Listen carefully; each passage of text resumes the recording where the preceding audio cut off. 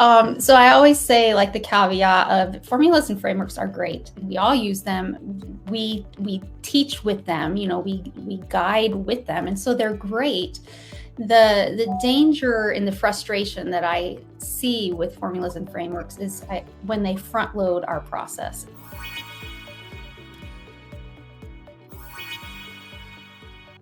Hello, everybody. Happy Thursday and welcome. So happy to have everyone here with me today.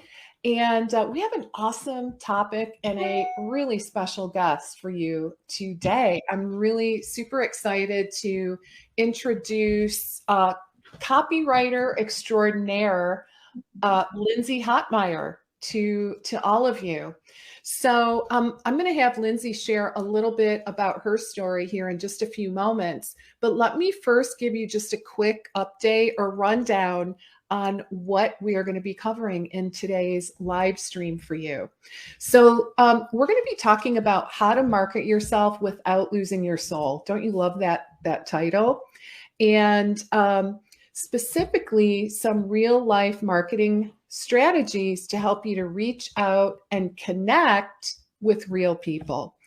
We're going to be talking about how to build a brand in terms of relationship building, which is so very important nowadays. Why clients want to connect with real people who they know, like, and trust, and a little bit about really being your authentic self inside of your marketing, right? And really why no marketing rule will work if you do not honor who you are. And I love that too. So with that little bit of background, welcome, Lindsay. Really, again, I'm so happy to have you. And guys, I should preface this whole conversation by letting you know that I actually have a brand new website. Super excited. We just turned on the live button, gosh, I think on Friday evening.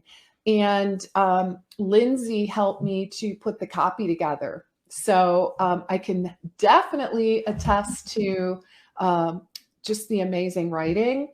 So go ahead and check that out when you have a chance at lesliebitel.com. So welcome, Lindsay. I would love to kick things off with you just sharing a little bit about your story. How did you end up where you are today? And tell us a little bit about what that role is. Yeah, absolutely. So excited to be here. Always love chatting with you, Lesli. How I got to be here, let's see. I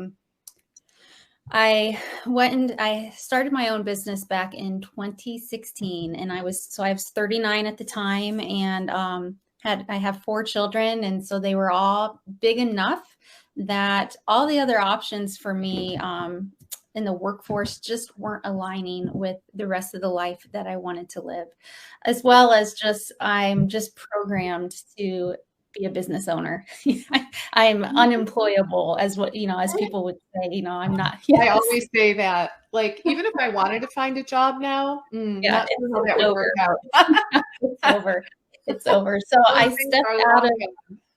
stepped out of the workforce in 2016, and started kind of this journey of what does it look like to be a business owner. I knew I loved to help people find the right words and put all those pieces together, but figuring out how to merge that into like a real business, that was a journey, as we all know. That was hard. And so now as a brand storyteller, as a copywriter, my passion and my true gift is digging beyond like that surface message with my clients and really finding the story, because the story is the thing that creates the messaging. And I was just talking with a client of mine today who's 65. She's been a professional businesswoman since she was 20, and just worked with her to find her brand story. And that was so powerful to be invited into that with somebody who's 65, who's lived a lot of life, super self-aware, rich story, but she had never owned it. And so to be able to do that with somebody like that is just like, that's just what fuels me. That's what makes my heart go pitter patter. And so that's me in a nutshell. I love that. And 4 kids. Wow. What's the age range? Our oldest is 21 and our youngest is 15. He just got his driver's permit, and we're all sad because how can our baby be driving? It's terrible. Oh my gosh. So yeah. So, and how old is your second from the oldest?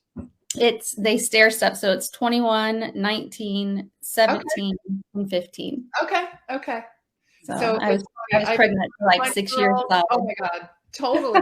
I stopped after the 19-year-old. I have a 21-year-old and a 19-year-old, and then we stopped. Yeah. So you were pregnant at least a couple more years after that, right? Yeah. Oh my God. All right. So, okay. So let's dig into, some of this awesome information and these strategies that we want to talk about today when it comes to messaging and pulling out the story, which honestly is not easy for people to do, right? I mean, I've, as a business mentor, I've looked at a lot of websites and a lot of, directory listings, all of that. And so often it's like, it's about our education, right? Like that's kind of the story that many of us choose to tell on our websites. So where does one even begin? Like, what can you tell us a little bit from your perspective about, what is a brand story? Where do we even start with that? Yeah. And let me just pick up with what you mentioned, so much of it is about, like our credentials. And I think as women, especially, that's really easy for us to step in and feel like we have to justify why we have a seat at the table. And so the danger can be like to kind of strip away the real parts of who we are, to hyper focus on, hey, this is who I am and why I deserve to be here. Here's why you should trust me. And here's how I'm the expert. And all of that stuff has a place in our brand story. But just like those details probably aren't the details that are going to connect you deeply to somebody in the real world. Like I never connect to somebody on a deep level by being like, hey, I'm Lindsay, I'm a brand storyteller. Like that's not what turns the lights on. And that's the same in our online businesses. Like those aren't the details that turn the lights on and make those connections between us and our clients. And it really comes down to taking a posture of guide versus expert. And I have a metaphor that I'll share later, which I think will illustrate this even more. But like there's a difference between showing up as a guide versus expert. And I think expert is like the old way of doing business, right? It's maybe the early 2000s of be that expert. But what our audiences are craving more of, and I think part of that is because of the social overload where everybody's connected but very disconnected.